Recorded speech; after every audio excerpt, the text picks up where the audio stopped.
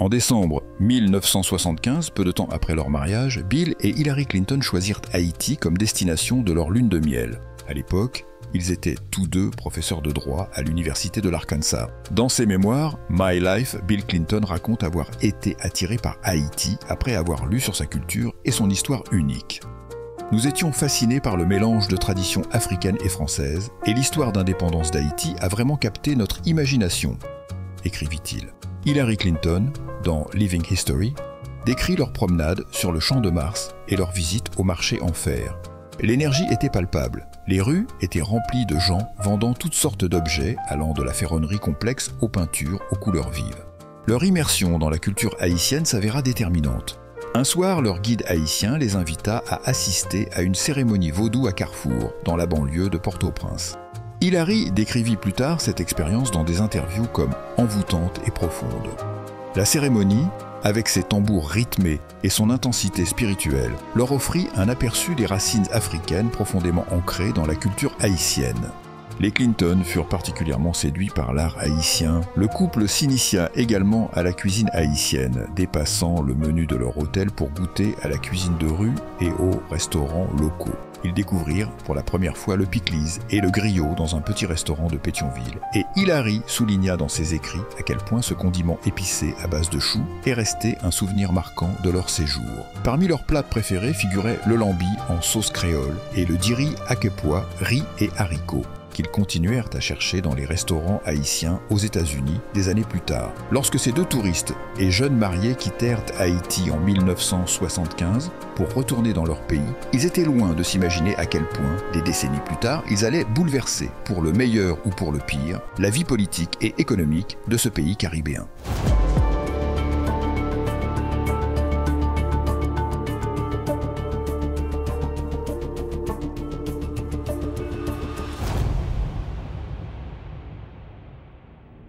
En Haïti, le 30 septembre 1991, à peine 8 mois après l'accession de Jean-Bertrand Aristide à la présidence, un coup d'État militaire mené par le lieutenant-général Raoul Cedras et d'autres officiers supérieurs renversa le gouvernement démocratiquement élu. À la suite de ce coup d'État, Aristide dut s'exiler, d'abord au Venezuela, puis aux États-Unis. L'armée et des groupes paramilitaires, comme le Front pour l'avancement et le progrès d'Haïti, FRAPP, dirigé par Emmanuel Toto Constant, se rendirent coupables de graves violations des droits humains. Des milliers d'Haïtiens fuirent le pays par bateau, tentant de rejoindre les États-Unis et d'autres pays voisins. Ces traversées dangereuses se soldèrent souvent par des pertes en vies humaines en raison de la surpopulation à bord et de l'état précaire des embarcations. Même si l'administration Bush condamna officiellement le coup d'État, des allégations et soupçons émergèrent, selon lesquels certains éléments au sein des services de renseignement américains auraient rendu connaissance, voire soutenu tacitement, ce renversement. Certains rapports indiquant que la CIA avait établi des liens avec des membres de l'armée et des services de renseignement haïtiens, y compris des acteurs impliqués dans le coup. On découvrit plus tard que Toto Constant avait été rémunéré en tant qu'informateur par la CIA.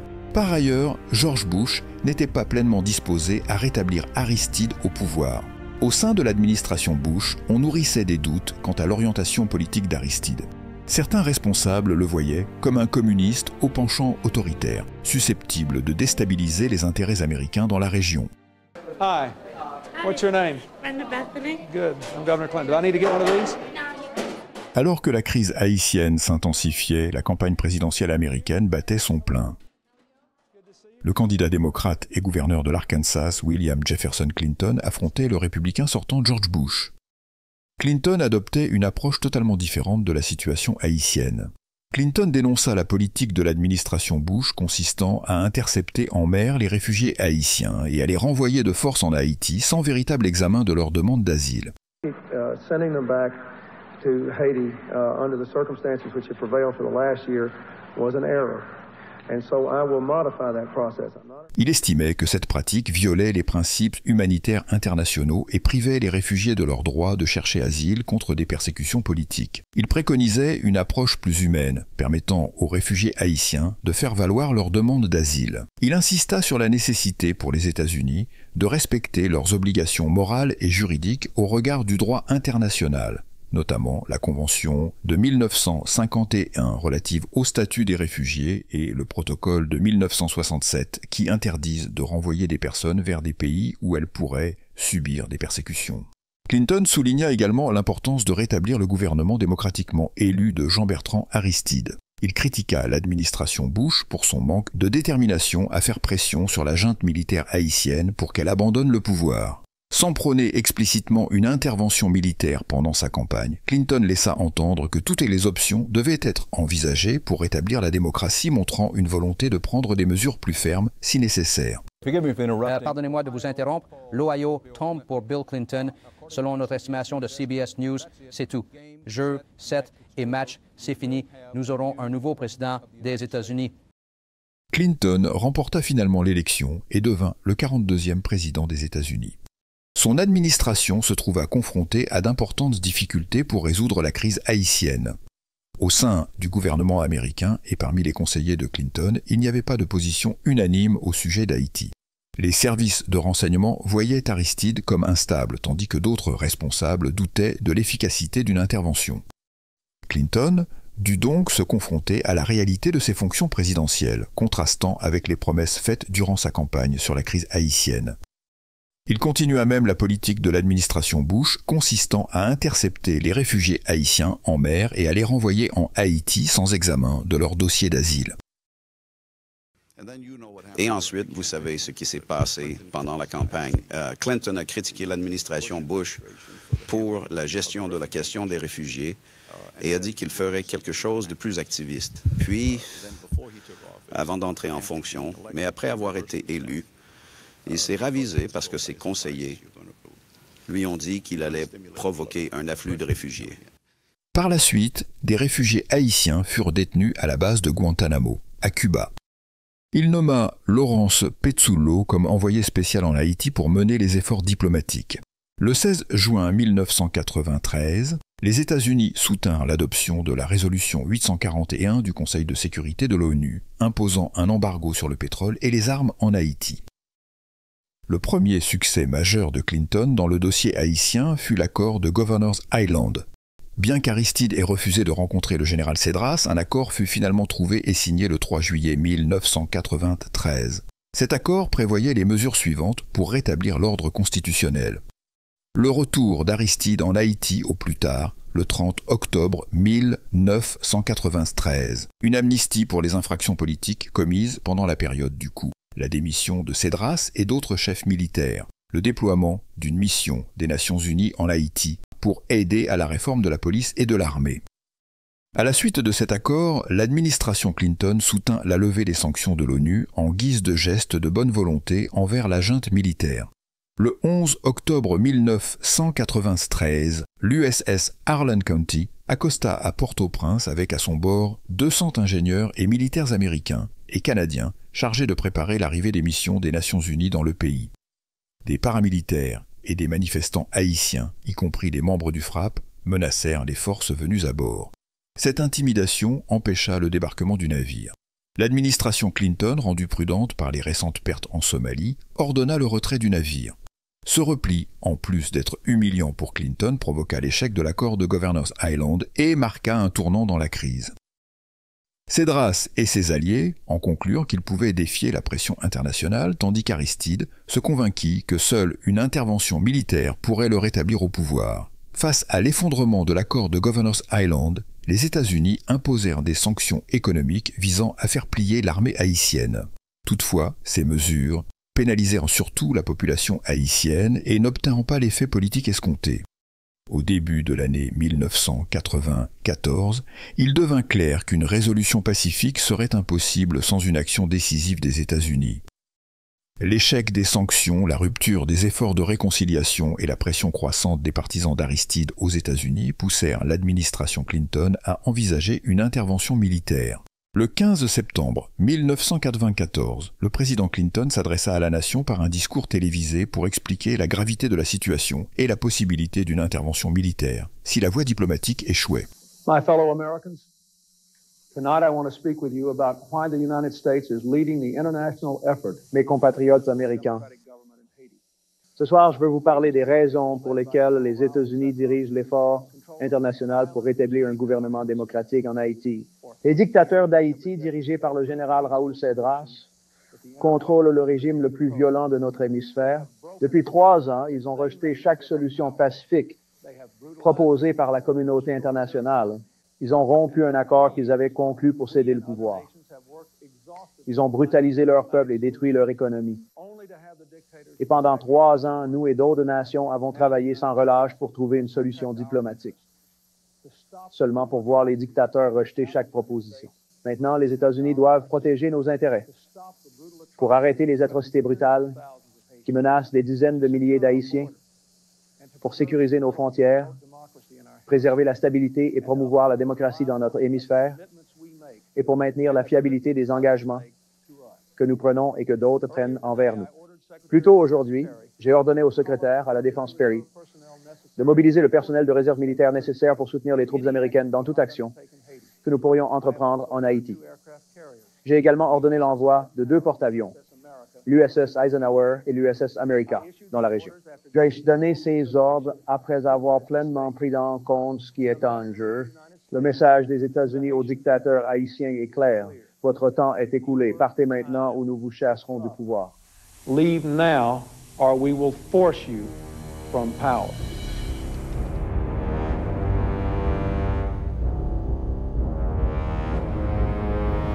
President Clinton says you must go. Le président Clinton a dit que vous devez partir. Your time is finished. Votre temps est terminé. You know that out there is a great American invasion force. Vous savez que dehors, il y a une grosse force d'intervention américaine. Are you prepared to go? Est-ce que vous êtes prêt à partir? Je suis de préférence préparé à lutter avec mon peuple. I'm rather prepared to fight with my people. And prepared to die? Et prêt à mourir? Tout soldat, en s'engageant dans l'armée, signe son contrat d'engagement, signe déjà pour mourir. Every soldier, while he enters the armed forces and signs his papers, signs that there's a possibility for him to lose his life. And in your opinion, will this go quickly or will it be extended and will there be a bloodbath in Haiti? À votre avis, est-ce que ceci ira rapidement ou est-ce qu'il y aura un bain de sang en Haïti? Le peuple haïtien a une capacité de résistance The extraordinaire. Haitian people has an extraordinary resistance capacity. Ces 3 ans, Those 3 years passés sous sanctions économiques, spent under the economic sanctions ont prouvé ce que j'ai dit. proven what I've said. Le peuple est prêt à résister The people is ready to resist parce que dans notre mémoire, because in our memory, nous avons connu 19 ans We have d'occupation américaine. 19 years of American Et occupation. nous ne pourrons jamais oublier les 50 000 morts de cette occupation. And we will never be able to forget the 50,000 deaths of this occupation. So you intend to fight? Alors vous avez l'intention de vous battre. Nous sommes déjà prêts, We're already ready avec les moyens dont nous disposons. with the means that we have.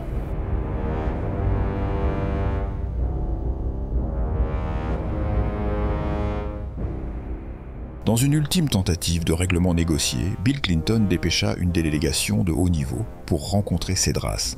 Cette délégation comprenait l'ancien président Jimmy Carter, le général à la retraite Colin Powell et le sénateur Sam Nunn. Au cours de négociations intenses et délicates, ils expliquèrent aux dirigeants militaires que la reddition était la seule option viable pour éviter un bain de sang. En effet, dans la soirée du 18 septembre, à l'instant critique des pourparlers, des avions de transport militaire américains transportant des troupes se trouvaient déjà en route vers l'espace aérien haïtien. Finalement, la junte accepta de se retirer, ouvrant la voie au retour d'Aristide. CNN a appris qu'il y a eu une avancée. Un accord a été signé impliquant l'ancien président Jimmy Carter et les dirigeants militaires haïtiens. Mes chers compatriotes, je veux annoncer que les chefs militaires d'Haïti ont accepté de se retirer de pouvoir. Les dictateurs ont reconnu qu'il est dans leur intérêt et dans celui du peuple haïtien de renoncer pacifiquement au pouvoir, plutôt que de faire face à une action imminente des forces de la coalition multinationale que nous dirigeons. Au matin du 19 septembre, les troupes américaines commencèrent à arriver en Haïti pour superviser la transition et garantir un environnement stable en vue du rétablissement d'un gouvernement constitutionnel. Environ 20 000 soldats américains ainsi que des forces d'autres pays furent déployés. Lors des premières étapes de l'opération et durant les efforts de stabilisation, les forces militaires américaines saisirent une quantité considérable de documents et de matériel provenant des installations militaires haïtiennes et de groupes paramilitaires. Le 15 octobre 1994, le président Jean-Bertrand Aristide rentra en Haïti après 3 années d'exil. Des milliers d'Haïtiens envahirent les rues de Port-au-Prince, célébrant au son de chants, de danses et de défilés. 3 mois plus tard, en janvier 1995, Aristide, par un décret présidentiel, dissolut officiellement l'armée haïtienne. La communauté internationale, y compris les États-Unis et les Nations Unies, soutint cette mesure bien que l'administration Clinton ait initialement été réticente à cette idée. Le démantèlement de l'armée haïtienne, qui laissa un vide sécuritaire dans le pays, eut de graves répercussions, notamment la montée des gangs armés que nous constatons aujourd'hui, ajoutant encore plus de complexité à la réalité politique haïtienne. Il s'agit probablement de l'une des pires décisions prises par un dirigeant dans l'histoire récente d'Haïti. Le 31 mars, le président Bill Clinton se rendit en Haïti pour officialiser le transfert des responsabilités de maintien de la paix des forces américaines à la mission des Nations Unies en Haïti.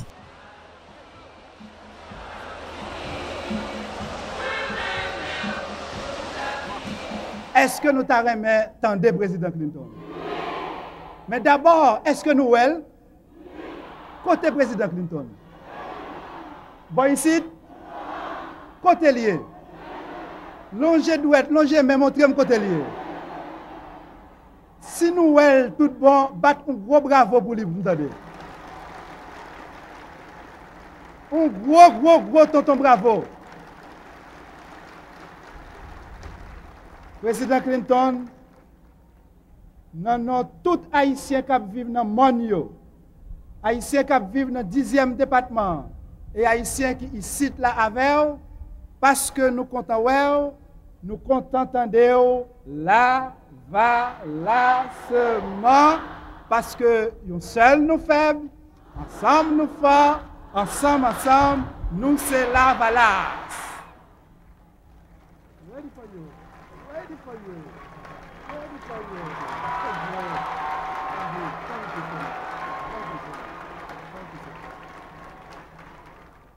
Bonjour. Aujourd'hui, nous nous réunissons en tant qu'amis. Jeudi, nous venons ensemble en amis. Aujourd'hui, une fois de plus, nous donnons vie aux idéaux de démocratie, de justice et de liberté. Jeudi, une autre fois encore, nous baillons la vie, par idéal démocratie, justice et liberté. Aujourd'hui, nous célébrons le rétablissement de la démocratie dans votre pays. Jeudi, c'est fêter toute démocratie dans le pays nous.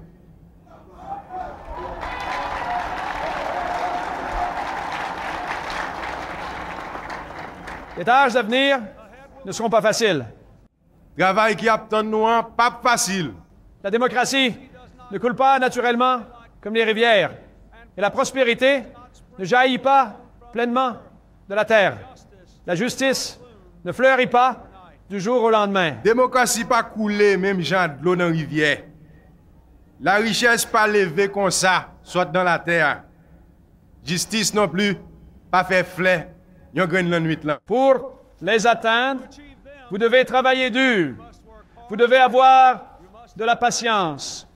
Vous devez avancer ensemble avec tolérance, ouverture et coopération. Pour nous réaliser trois choses, nous avons pour travail dur, nous avons pour patience, nous avons pour avancer ensemble avec tolérance. Il y eut d'importantes pressions exercées sur le président Jean-Bertrand Aristide afin qu'il mette en œuvre des politiques économiques et néolibérales à son retour. Ces pressions provenaient principalement de l'administration Clinton, d'institutions financières internationales telles que le Fonds monétaire international, FMI et la Banque mondiale, ainsi que d'autres bailleurs de fonds internationaux. Ces entités avaient conditionné leur aide économique et leur soutien au gouvernement restauré d'Aristide à l'adoption de réformes économiques spécifiques, en accord avec les principes du néolibéralisme. Dans le cadre des programmes d'ajustement structurel imposés par les institutions financières internationales, Bill Clinton a préconisé la libéralisation des échanges pour intégrer Haïti au marché mondial.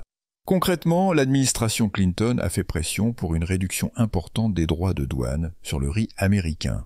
Toutefois, ces politiques ont eu des effets néfastes sur l'agriculture locale haïtienne. L'afflux de riz américain lourdement subventionné a rendu la concurrence presque impossible pour les agriculteurs haïtiens, entraînant une baisse drastique de la production nationale de riz et l'effondrement d'un secteur essentiel de l'économie haïtienne.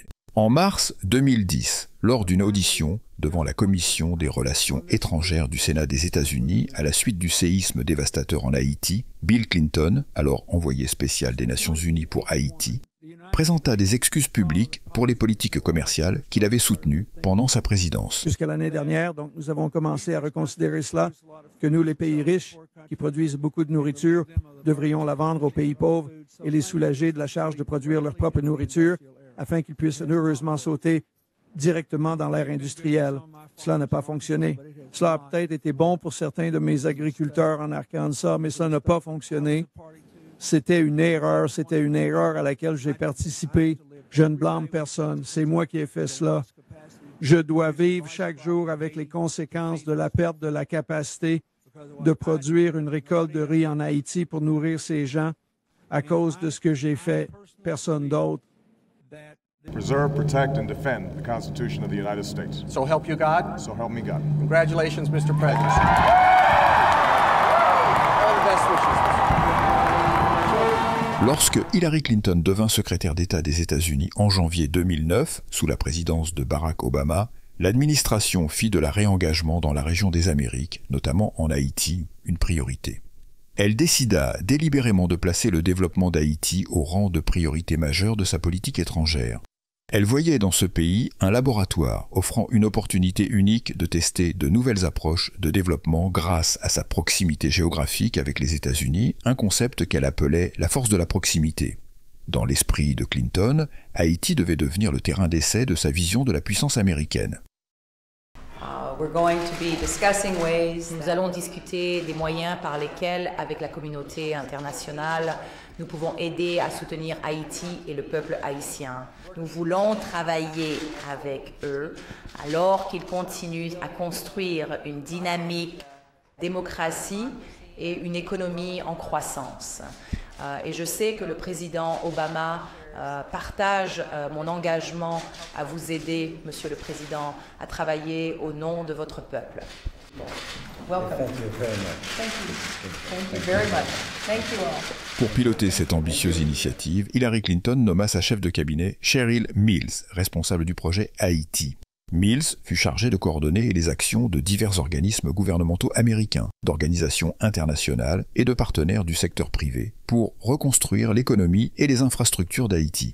Son rôle fut déterminant pour harmoniser la diversité des ressources et des intervenants impliqués dans les plans de redéveloppement.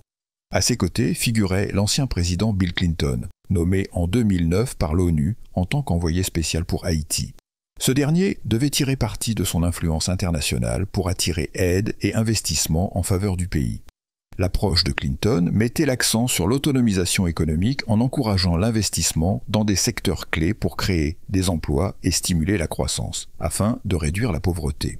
Des efforts furent consentis pour attirer les investissements étrangers dans le tourisme, l'agriculture et l'industrie manufacturière, parallèlement à des réformes économiques visant à améliorer la perception de l'impôt et à soutenir les petites et moyennes entreprises grâce à la microfinance et à des programmes d'entrepreneuriat. Plusieurs initiatives étaient en cours pour consolider l'économie haïtienne, notamment en appuyant pleinement les lois HOPE et HELP conçues pour dynamiser l'industrie du textile, en accordant à Haïti un accès préférentiel au marché américain. L'un des objectifs centraux du département d'État était de rendre Haïti plus attrayante pour les investisseurs étrangers, en mettant en avant la main-d'œuvre bon marché du pays comme argument principal. Ceci eut pour conséquence de rendre l'augmentation du salaire minimum en Haïti peu souhaitable. En mai 2009, la Chambre des députés d'Haïti adopta à l'unanimité un projet de loi visant à faire passer le salaire minimum journalier de 70 gourdes, environ $1,75, à 200 gourdes, environ $5, soit une hausse de près de 200% pour faire face à l'inflation et au coût élevé de la vie. Le projet de loi fut envoyé au président René Préval pour ratification.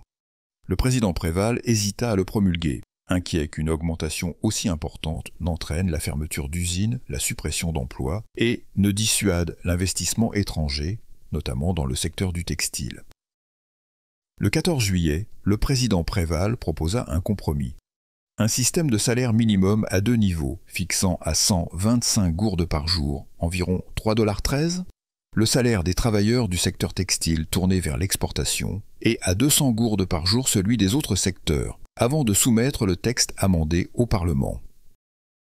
Après de vifs débats parmi les législateurs, la loi fut adoptée en août 2009, établissant officiellement le salaire minimum à 125 gourdes pour les ouvriers du secteur textile et à 200 gourdes pour tous les autres.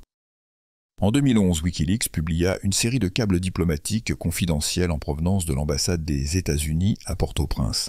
Les documents révélèrent que durant la controverse sur le salaire minimum, des officiels de l'ambassade américaine, en particulier David Lindwall, chargé d'affaires par intérim, s'étaient activement opposés à la hausse. Les diplomates américains avaient communiqué avec le président René Préval pour exprimer leurs préoccupations quant à l'impact potentiellement négatif sur les investissements étrangers et l'économie haïtienne.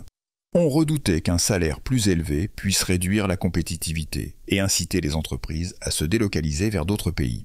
Il n'existe aucune preuve directe montrant que Hillary Clinton ou son équipe ait personnellement fait pression pour empêcher cette augmentation.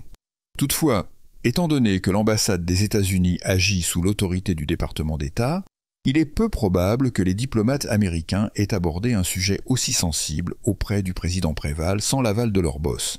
Vers la fin de l'année 2009, la question du salaire minimum ne suscitait plus qu'un débat timide. Et lorsque le 12 janvier 2010, Port-au-Prince fut frappé par un séisme de magnitude 7 sur l'échelle de Richter, le sujet du salaire minimum fut rapidement relégué au second plan.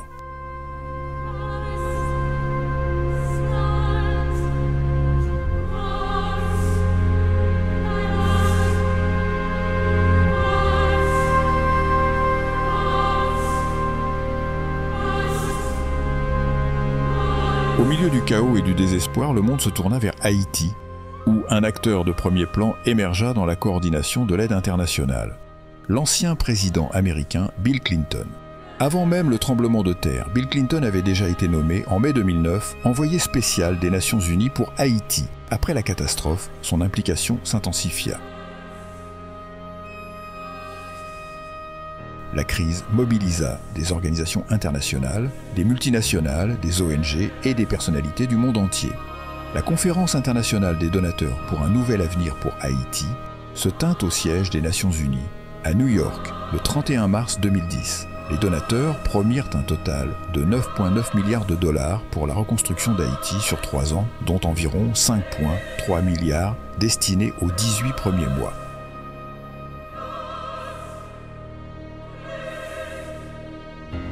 La commission intérimaire pour la reconstruction d'Haïti, CIRH, fut mise en place par le gouvernement haïtien pour coordonner les efforts de redressement, veiller à la répartition de l'aide et garantir l'efficacité des financements.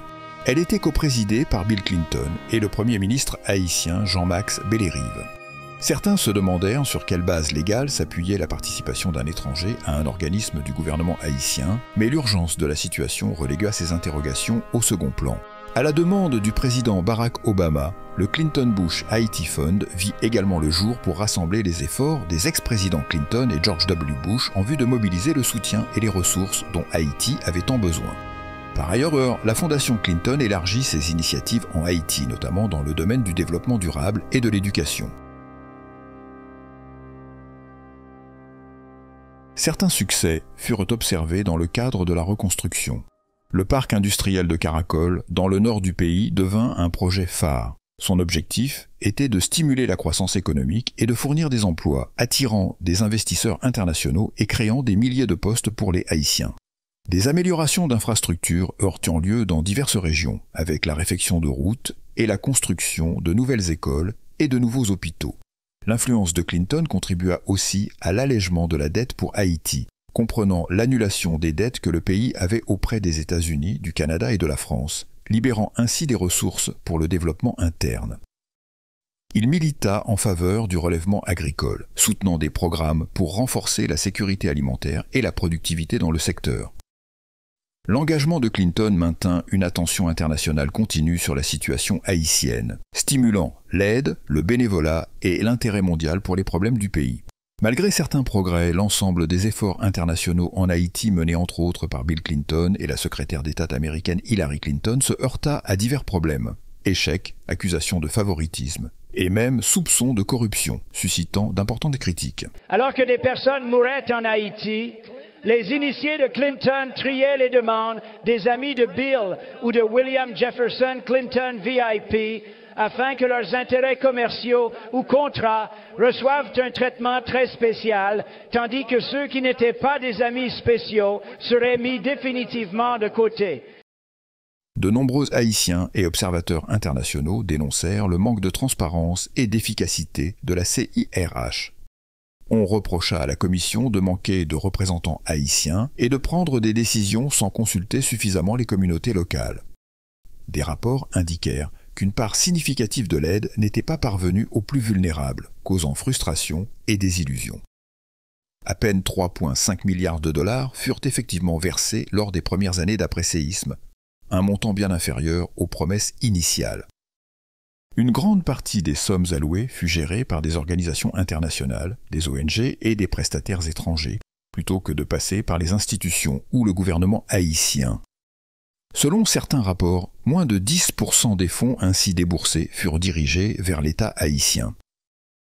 Ainsi, un rapport de 2011 du Bureau de l'envoyé spécial des Nations Unies pour Haïti révèle que seulement 0,6% du total de l'aide humanitaire avait été versée à des ONG haïtiennes. La majeure partie de cette aide fut administrée par des entités internationales. Une part conséquente de ces ressources fut consacrée aux coûts de fonctionnement de ces organisations, aux salaires de leurs employés internationaux et à leurs frais généraux, plutôt qu'à des actions concrètes susceptibles d'améliorer la vie des Haïtiens. L'un des sujets les plus controversés fut l'octroi d'un permis d'exploitation d'or à la société américaine VCS Mining. La polémique prit de l'ampleur quand on découvrit que Tony Rodham, le frère d'Hillary Clinton et Jean-Max Bellerive siégeaient au conseil d'administration de l'entreprise. Des critiques évoquèrent un conflit d'intérêts, se demandant si l'influence de Clinton avait favorisé cette attribution. L'affaire provoqua l'indignation en Haïti comme à l'étranger, jetant un voile sur la probité des efforts de reconstruction. La société VCS Mining contesta toutefois cette accusation, affirmant dans un communiqué de presse que Tony Rodham et Jean-Max Bellerive n'ont rejoint son conseil d'administration que le 27 octobre 2013, soit près d'un an après l'attribution du permis d'exploitation définitif. Les relations entre les Clinton et le président haïtien René Préval se sont également tendues au fil du temps. Initialement collaboratives, elles se sont dégradées lorsque Préval a estimé que la CIRH marginalisait l'autorité de l'État et la voix du peuple haïtien. Il a critiqué la commission pour ne pas répondre adéquatement aux besoins du pays et pour avoir écarté les structures de gouvernance locale. Tout manger. Yo besoin bay nan kan yo, tout l'eau besoin bay nan kan yo. C'est deux a sorti, m'di blanc camper son mouvement ça. Plutôt bay moun yon cop pour acheter parce que tout marché plein manger. Ou pour une bouteille de l'eau, ou mettez le nom avion pour le venir en Haïti. Il coûte 50 fois plus oui, que si son bouteille de l'eau qu'a fait ici. Moun k'ap fait de l'eau ici, tu as déjà un problème, yo pas qu'à vendre. Pour ils sont pas acheter dans les hôpitaux. Cependant, je ne suis pas dans la situation pour me décontrôler. L'hypothèse de l'eau, merci beaucoup pour de l'eau. L'hypothèse et médicaments, merci beaucoup pour les médicaments. L'hypothèse manger, merci beaucoup pour manger. Si nous avons l'État qui est fort, il n'est pas capable d'être sur moi comme ça. Nous avons l'État faible. La communauté internationale n'était pas non plus très favorable à Préval. Celui-ci hésitait à modifier les lois foncières existantes pour faciliter les expropriations ou simplifier l'acquisition de terrains en vue de la reconstruction.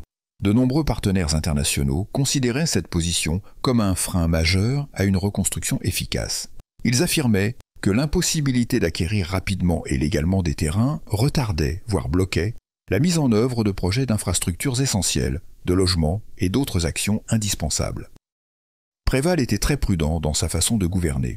Et cette attitude était perçue par la communauté internationale comme étant un leadership inefficace et une réticence à coopérer pleinement avec ceux qui souhaitaient aider à la relance d'Haïti. Travailler avec Préval et son administration devenait de plus en plus difficile pour les organisations internationales. Il se faisait sentir un besoin grandissant de dirigeants haïtiens plus coopératifs. Les élections de 2010 offriraient cette opportunité.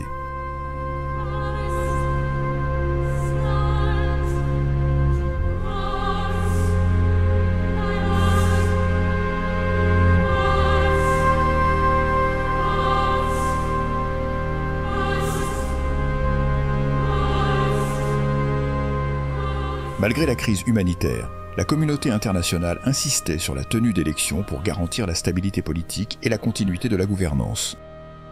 L'objectif était d'élire un successeur au président René Préval et de pourvoir les sièges vacants à la Chambre des députés et au Sénat. Les principaux candidats incluaient Jude Célestin, candidat du parti au pouvoir, Unité, et directeur exécutif du ministère des Travaux publics. Il était le candidat du président Préval. Mirland Maniga, titulaire d'un doctorat en sciences politiques de la Sorbonne, professeur de droit constitutionnel et ancienne première dame d'Haïti, représentant le Rassemblement des démocrates nationaux progressistes, RDNP. Michel Martelly, musicien populaire et salace, connu sous le nom de Sweet Mickey, candidat hors norme, se présentant sous la bannière de Réponse Paysan. Le 28 novembre 2010, les Haïtiens se rendirent aux urnes dans des conditions difficiles. Des irrégularités furent signalées presque dès l'ouverture des bureaux de vote. Des allégations de bourrage d'urnes surgirent en remettant en cause l'intégrité du scrutin. Des cas d'intimidation et de violence dans certains centres de vote furent rapportés.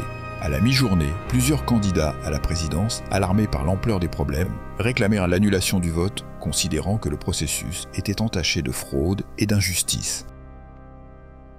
Au milieu de cette tourmente, le CEP communiqua les résultats préliminaires le 7 décembre 2010.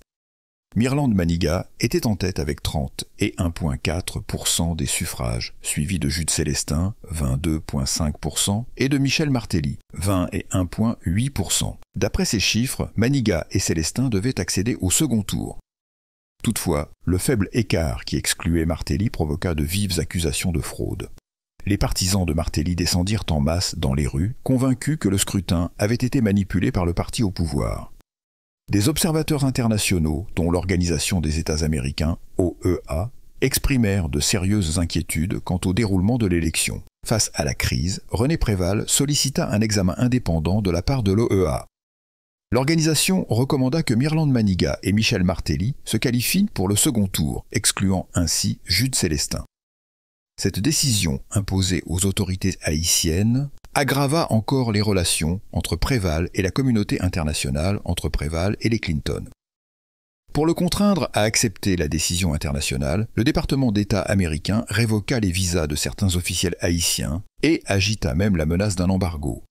Je reçois un coup de téléphone de M. Mulet, qui était le représentant, le chef de la MINUSTAH, qui me dit: Monsieur le Président, c'est un problème politique, il faudra faire venir un avion pour vous évacuer. Je dis, venez avec votre avion, mais vous viendrez me chercher au palais, me noter, et tout le monde verra que c'est vraiment un kidnapping. Et à ce moment-là, il a vu que je ne marchais pas dans l'opération, et la mission de l'OEA a donner les résultats.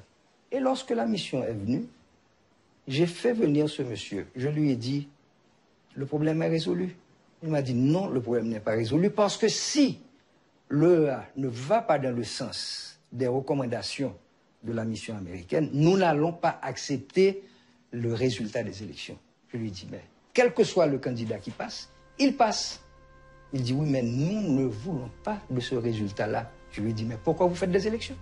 La visite d'Hillary Clinton en Haïti en janvier 2011 est considérée comme un moment crucial au cours duquel elle transmit personnellement la position des États-Unis aux dirigeants haïtiens. Préval et les dirigeants du parti Unité finirent par céder et confirmer le retrait de Jude Célestin.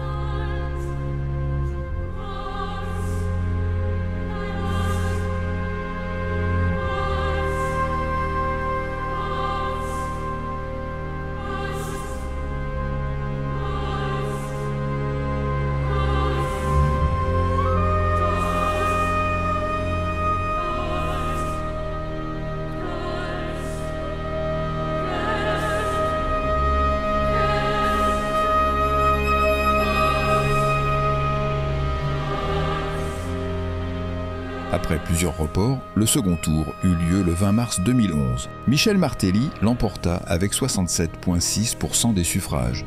Les analyses mirent en évidence des lacunes méthodologiques dans le rapport de l'OEA, estimant que celui-ci ne justifiait pas clairement l'exclusion de Célestin. En août 2011, le Center for Economic and Policy Research, CEPR, affirma que les données contredisaient la recommandation de l'OEA de remplacer Célestin par Martelly. Selon eux, cette décision s'écartait des procédures électorales internationales couramment admises, suggérant un possible parti pris de la part de l'OEA. Beaucoup ont relevé que même si les élections avaient connu des irrégularités, celles-ci étaient généralisées et ne favorisaient pas un seul candidat en particulier. Cette situation mit en lumière une problématique récurrente de la politique haïtienne, le recours à des instances internationales pour trancher les conflits, plutôt que de consolider les institutions nationales.